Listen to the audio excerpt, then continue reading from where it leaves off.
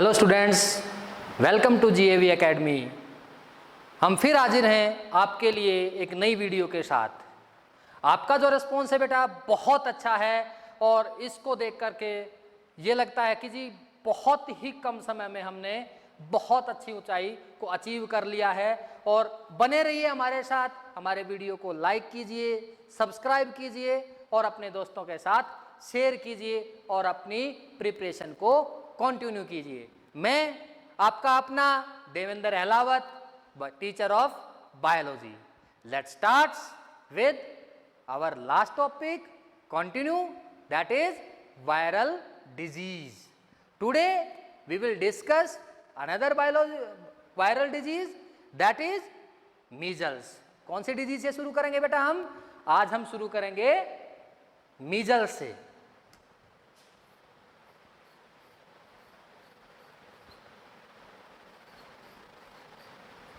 Measles क्या होती है? ये वायरस से फैलने वाली बीमारी है। क्या इसका कोई लोकल नेम भी है? क्या आप इसको जानते हो? जी हां, आप इसको जानते हैं। इसको बोलते हैं खसरा। ये जो बीमारी है बेटा क्यूरेबल है, जनरली छोटे बच्चों के अंदर होती है और इसके सिम्टम्स भी आपने देखे होंगे। जो छोटे बच्चों में कई बार जो है रेडनेस हो जाती है पूरी बॉडी और फीवर हो जाता है, इन्फ्लेमेशन हो जाती है नोजिया के अंदर, नेजल म्यूकस रिलीज करती है, रेड आईज हो जाती हैं और वो आईज सेंसिटिव टू लाइट होती हैं बेटा। और कई बार मुंह के अंदर जो हैं छाले हो जाते हैं। ठीक है, मुंह के अंदर छाले हो जाते हैं। लॉस ऑफ एपेटाइट, भूख नहीं लगती। जी हाँ, ये कुछ सिम्टम्स हैं खसरे के जो आपने देखे होंगे। तो यहाँ से शुरू करेंगे। मीजल्स क्या है? मीजल्स वायरल डिजीज है जो अपना चला हुआ है। मीजल्स वायरल डिजीज किसके कारण होता है? ये होता है पर्टिकुलर वायरस, नाम है उसका रूबेला वायरस। रूबेला वायरस, इस वायरस के कारण मीजल्स डिजीज होती है, खसरा होता है। जैसा कि मैंने अभी आपको बताया कि ये पर्टिकुलर बेटा 3 to 5 ईयर्स के जो बच्चे हैं, 3 से 5 साल के जो बच्चे हैं, उनको ज़्यादा अफेक्ट करती है। 3 से 5 साल के बच्चों को ज़्यादा अफेक्ट करती हैं। सिम्टम्स की मैंने आपको बात बताई कि इसमें कौन कौन से सिम्टम्स हैं बेटा। सिम्टम्स में सबसे पहले जो आता है वो आता है फीवर, बुखार होता है बच्चे को। सेकंड थिंग हम बात करते हैं इसमें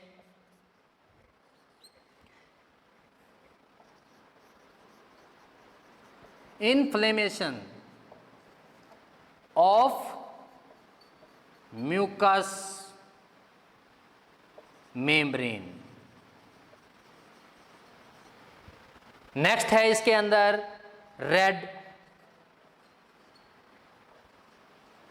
watery eye, sensitive to light, sensitive to light, loss of appetite, loss of appetite. ये पर्टिकुलर सिम्टम्स हैं मीजल्स के अंदर कि बच्चे को बुखार होगा, जो म्यूकस मेम्ब्रेन है उसमें इन्फ्लेमेशन होगी, रेड वाटरी आईज हो जाएंगी, आंखों से पानी गिरेगा और सेंसिटिव टू लाइट, ज़्यादा लाइट को वो एकदम से लाइट के लिए वो सेंसिटिव होंगी आंखें। भूख नहीं लगेगी। टिपिकली रेसिस हैं इसके अंदर, typically rashes on body, body के ऊपर रेसिस हो जाते हैं, बॉडी के ऊपर रेसिस हो जाते हैं and eruption of small red spot. अब वो किस में कन्वर्ट हो जाएंगे? रेड स्पॉट में कन्वर्ट हो जाएंगे बेटा। देन बात करें कि ये जो डिजीज है ये कैसे स्प्रेड होती है, कैसे फैलती है। तो इसका जो ट्रांसमिशन है, इसका जो ट्रांसमिशन है that is by the discharge from the nose and throat, यानी नोज से जो मटेरियल रिलीज होता है या थ्रोट से, बात करें खांसी या कफ के द्वारा, इसमें ये वायरस डिजीज पर्सन से हेल्दी पर्सन में जा सकता है। इस तरह से इसका ट्रांसमिशन होता है। ड्रॉपलेट इन्फेक्शन कहते हैं हम इसको, कि जो वाटरी फ्लूइड रिलीज हुआ नोज से, खांसी के साथ जो स्टूल निकला, जो ड्रॉपलेट्स निकले, उनके साथ क्या थे, उसके अंदर ये वायरस था, और ये वायरस फिर डिजीज पर्सन से हेल्दी पर्सन के अंदर पहुंच गया। देन हम बात करें इसके इनक्यूबेशन पीरियड की।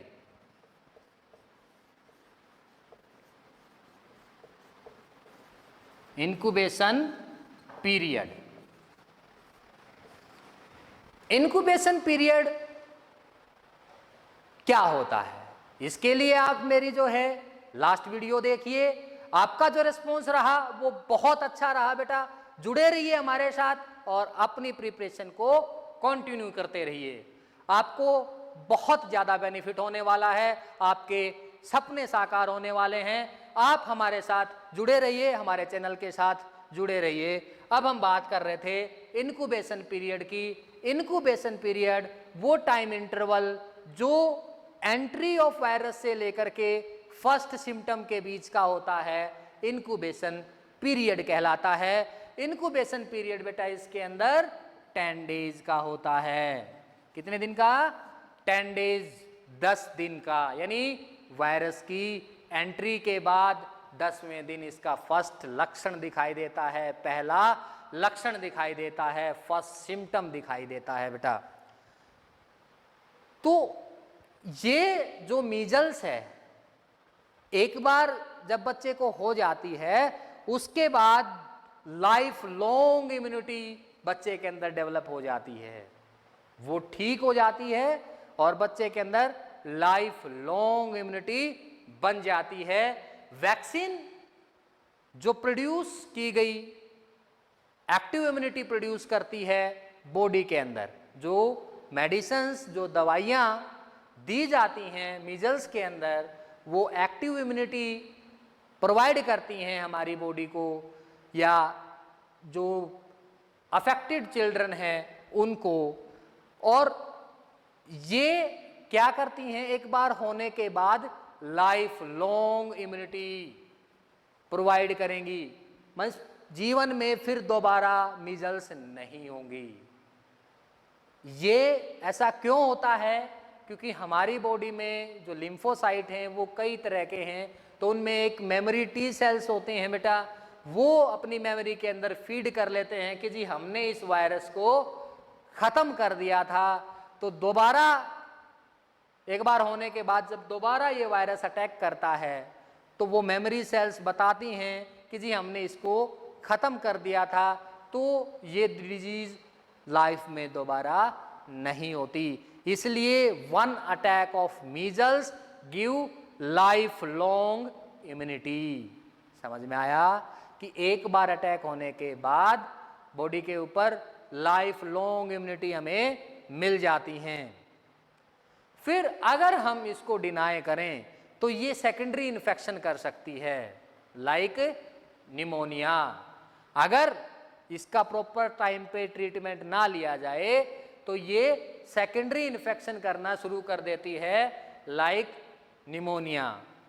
तो वो निमोनिया फिर that may be dangerous for some cases, क्योंकि that will attack on the lungs. किस पे अटैक करेगा? वो लंग्स पे अटैक करता है। तो ब्रीदिंग प्रॉब्लम हो जाती है, और ब्रीदिंग प्रॉब्लम समटाइम बढ़ जाती है और इट में कॉज डेथ आल्सो।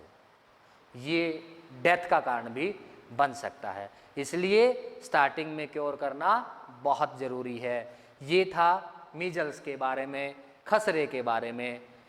अगर आपको कोई डाउट है तो हमारे कमेंट बॉक्स में कमेंट करें। आपको 101% सॉल्यूशन उसका मिलेगा बेटा। यस बेटा, अब हम बात करेंगे अपनी दूसरी डिजीज की जो वायरस के कारण होती है, उसका नाम है रेबीज। क्या नाम है उसका? रेबीज।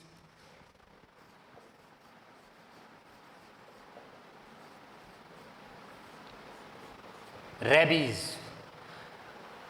इसका नाम भी आपने बहुत अच्छे से सुन रखा है। और जनरली ये जो रेबीज है कुत्ते के काटने से होती है। सिंपली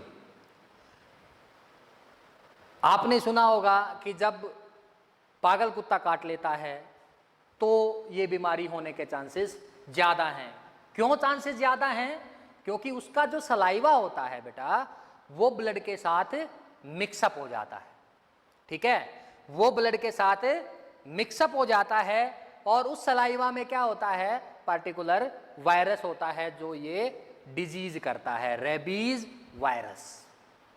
ठीक है, वो रेबीज वायरस ब्लड के साथ मिक्सअप होगा। देन जब वो ब्लड के साथ मिक्सअप हो जाता है तो दिस डिजीज इज 100% फैटल। ये खतरनाक बीमारी है, 100% फैटल है। तो वायरस जब ह्यूमन बॉडी के अंदर एंटर करेगा विद सलाइवा, जब एनिमल्स लाइक डॉग उसको कट करेगा, बाइट करेगा, ये जो रेबीज है बेटा, ये अकेले डॉग के काटने से नहीं होता। ये समटाइम कैट और monkey also cause rabies disease. ये मंकी और कैट के काटने से भी हो सकता है। तो इसमें क्या होता है कि जो विक्टिम है उसके बिहेवियर में चेंज आता है, उसके बिहेवियर में चेंज आता है। क्या बताया बेटा मैंने कि जो रेबीज है जनरली कुत्ते के काटने से होता है और इसमें जो वायरस रिस्पॉन्सिबल होता है उस वायरस का नाम क्या है बेटा? उस वायरस का नाम है रेबीज वायरस।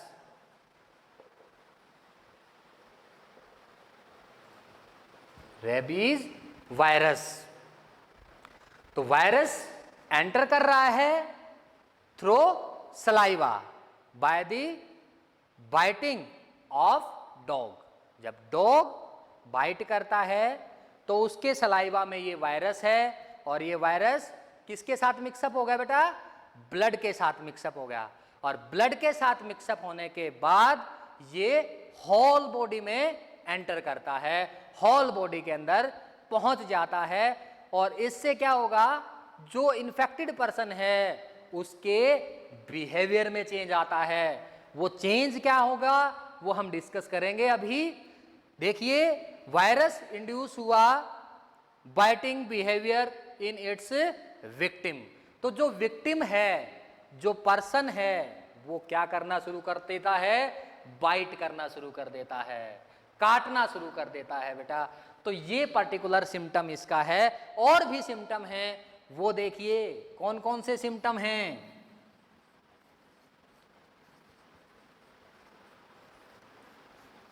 सिम्टम्स की बात करते हैं तो इसमें जो सबसे पहला सिम्टम है वो है फियर फ्रॉम वाटर।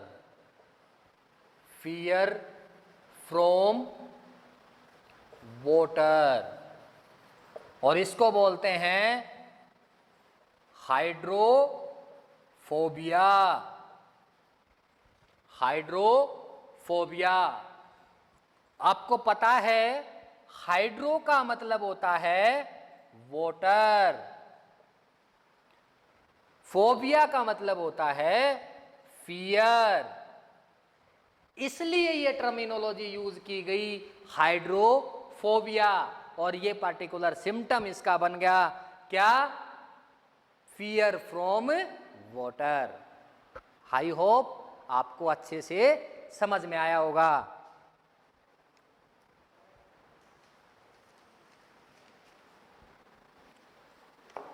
फिर दूसरा इसका जो सिम्टम है वो है severe headache. Headache, severe headache. High fever, high fever, restlessness, restlessness, ठीक है, और इनएबिलिटी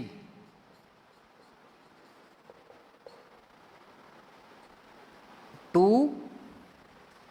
स्वॉलो, स्वेल, निगलने में,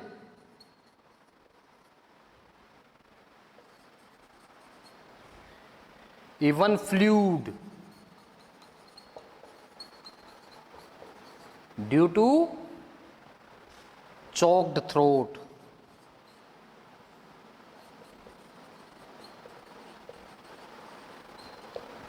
ये पार्टिकुलर सिम्टम है। क्या क्या बताए? Fear from water, hydrophobia. दूसरा बताया सीवियर हेडेक, बहुत तेज सर में दर्द, और it also leads to madness, mental हो जाता है आदमी, पागल हो जाता है। हाई फीवर, रेस्टलेसनेस, बेचैनी, आदमी को आराम नहीं पड़ता, वो बेचैन रहता है, किसी काम में मन नहीं लगता, उसको बोलते हैं रेस्टलेसनेस। फिर नेक्स्ट है कि आदमी निगलने में, जिसको बाइट किया गया, जिसको रेबीज हुआ, वो निगलने में डिफिकल्टी महसूस करता है, वो निगलने में डिफिकल्टी महसूस करता है, चाहे वो पानी ही क्यों ना हो। इसका कारण क्या है कि रेबीज वायरस जो थ्रोट है अपना, जो फूड पाइप है, इसको चोक कर देता है, इसको बंद कर देता है, ठीक है। और एक्सेसिव सलाइवेशन, कि जो पेशेंट है, जो अफेक्टेड पर्सन है, जिसको रेबीज हुआ है, उसके मुंह से बहुत ज़्यादा एक्सेस में लार निकलना शुरू हो जाता है। तो ये पर्टिकुलर सिम्टम है बेटा इसके। अब इसके इंक्यूबेशन पीरियड की बात करते हैं कि जी इंक्यूबेशन जो पीरियड है वो कितना है।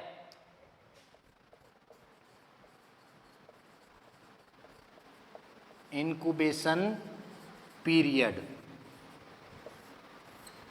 ये 1 to 3 मंथ का होता है भाई, ये 1 to 3 मंथ का होता है। Sometime it may be vary from 10 days to 1 year। ये हो सकता है भाई, कोई जरूरी नहीं है कि डॉग ने आज बाइट किया, उसकी सिम्टम 10 दिन में भी निकल के आ सकते हैं, और उसको निकलने में 1 साल भी लग सकता है। सो इसका इंक्यूबेशन पीरियड लंबा है दूसरी वायरल डिजीज से। वो कुछ डेज से कुछ वीक की थी, लेकिन यहाँ पे 1 days to 3 मंथ और 10 days to 1 year हो सकता है इसका इंक्यूबेशन पीरियड बेटा। Then we comes on the prevention, इससे कैसे बचा जा सकता है।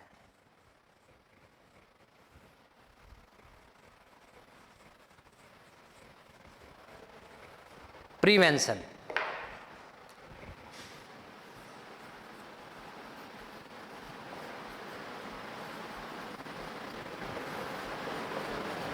प्रिवेंशन की बात करते हैं तो इससे कैसे बचा जा सकता है बेटा। तो देखिए सबसे पहला तो ये है कि जब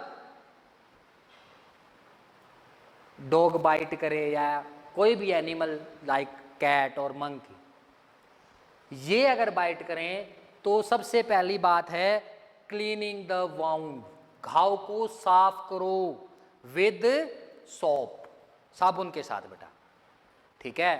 पहले क्या करेंगे, साबुन के साथ घाव को साफ करेंगे, फिर उसके बाद उसके ऊपर क्या डिपॉजिट करेंगे, क्या लगाएंगे, एंटीसेप्टिक। एंटीसेप्टिक क्या होते हैं, एंटीसेप्टिक वो सब्सटेंस या केमिकल हैं जो माइक्रो ऑर्गेनिज्म को किल करते हैं। ठीक है बेटा, जो माइक्रो ऑर्गेनिज्म की एक्टिविटी को रोकते हैं। क्या हुआ फिर, हमने क्या लगाया, एंटीसेप्टिक। एंटीसेप्टिक में हमारे क्या आते हैं, एंटीसेप्टिक में हमारे आते हैं Dettol, Savlon etcetera.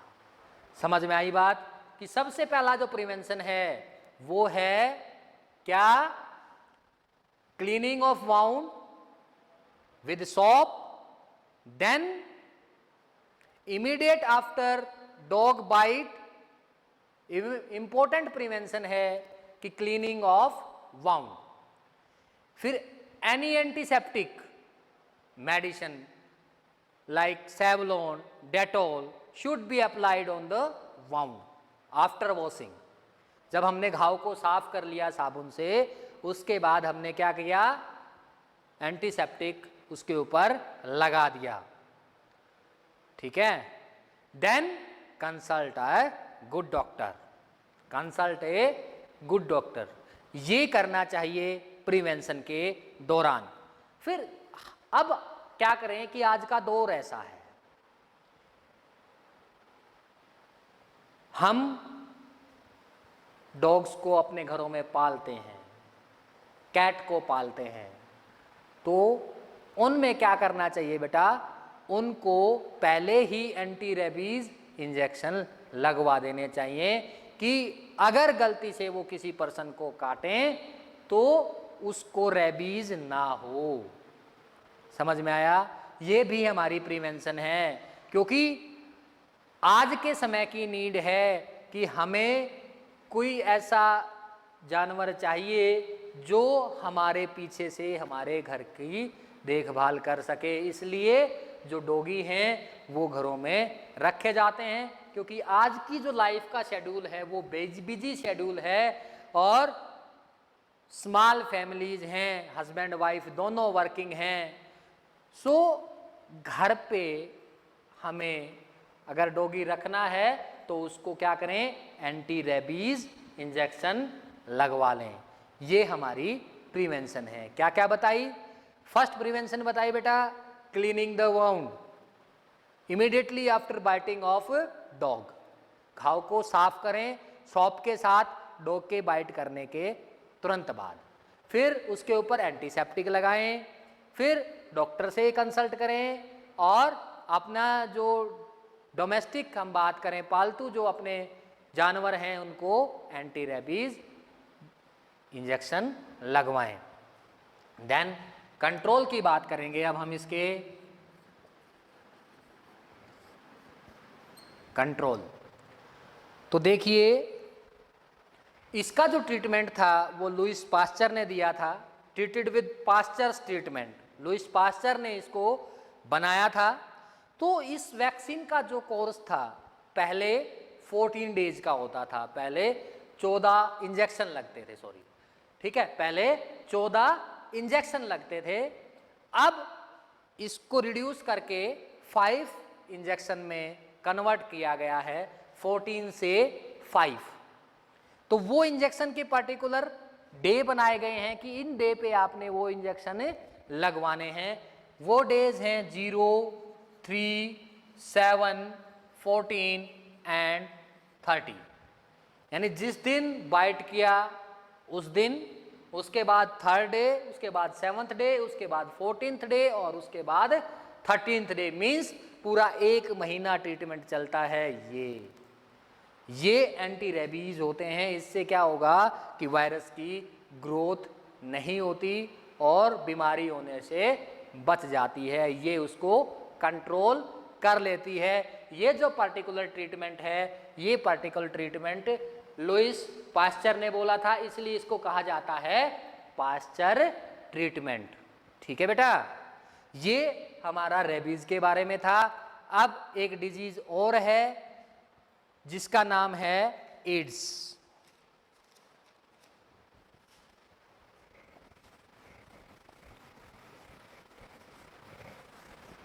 Viral disease बहुत सारी हैं और जो मैं आपको करा रहा हूं ये examination of point of view से बहुत इंपॉर्टेंट है। हो सकता है कि आज के लेक्चर में भी हमारी डिजीज कंप्लीट ना हो, इसलिए लगातार बने रहिए हमारे चैनल के साथ, हमारे चैनल के साथ जुड़े रहिए। जीएवी एकेडमी, आप अपनी प्रिपरेशन को कंटिन्यू रखिए। अब हम बात कर रहे हैं एड्स की, AIDS, एड्स। सबसे पहले तो हम बात ही करेंगे कि जी एड्स है, एड्स का नाम सुनते ही समझ में आ जाता है कि जी ये एक एसटीडी है, सेक्सुअली ट्रांसमिटेड डिजीज है। मींस सेक्स के दौरान एक पर्सन से दूसरे पर्सन में फैलती है। लेकिन इसका जो रियल कारण है वो है एक वायरस। उस वायरस का नाम है HIV। उस वायरस का नाम है HIV, human immuno deficiency virus. HIV की फुल फॉर्म क्या बताए बेटा? Human immuno deficiency virus. ये वायरस क्या कोज करेगा? एड्स कोज करता है। अब मैं आपको इसकी डिटेल के अंदर लेकर के चलता हूं कि जी कैसे कैसे ये फैल सकता है, कैसे कैसे हम इसको रोक सकते हैं और क्या क्या इसके सिम्टम्स होते हैं, ये हमारी बॉडी में कैसे अटैक करेगा, कैसे एंटर करेगा। तो वो चीज़ें अब हम डिटेल में डिस्कस करेंगे। तो देखिए,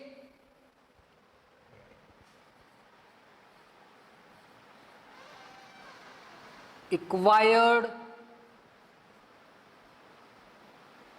इम्यूनो डेफिशिएंसी सिंड्रोम,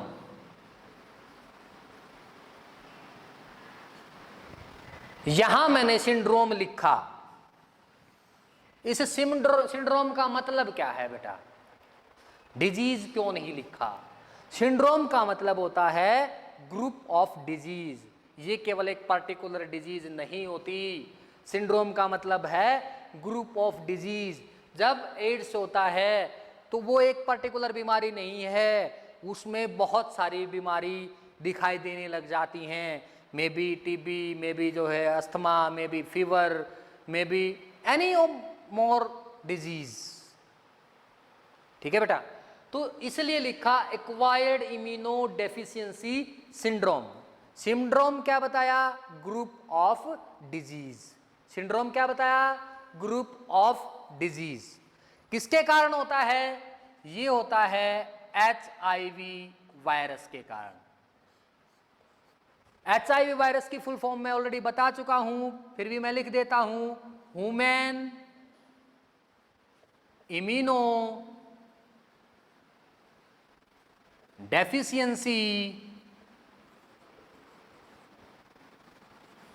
वायरस। ठीक है बेटा?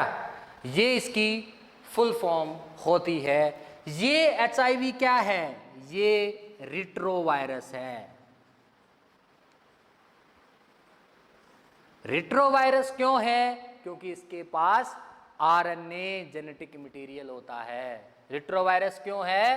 क्योंकि RNA जेनेटिक मटेरियल है इसके पास। इसलिए इसको रिट्रोवायरस कहते हैं, क्योंकि इसके पास क्या है? RNA जेनेटिक मटेरियल होता है। तो ये क्या करेगा? ये WBC के ऊपर अटैक करेगा। ये क्या करेगा? वायरस हमारी जो WBC हैं, WBC व्हाइट ब्लड सेल्स, उसके ऊपर ये अटैक करेगा या लिम्फोसाइट के ऊपर ये अटैक करेगा। उससे क्या हो जाएगा?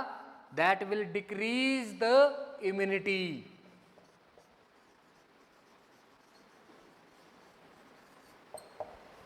इम्यूनिटी को डिक्रीज कर देता है। ये इम्यूनिटी को डिक्रीज कर देता है, खत्म कर देता है।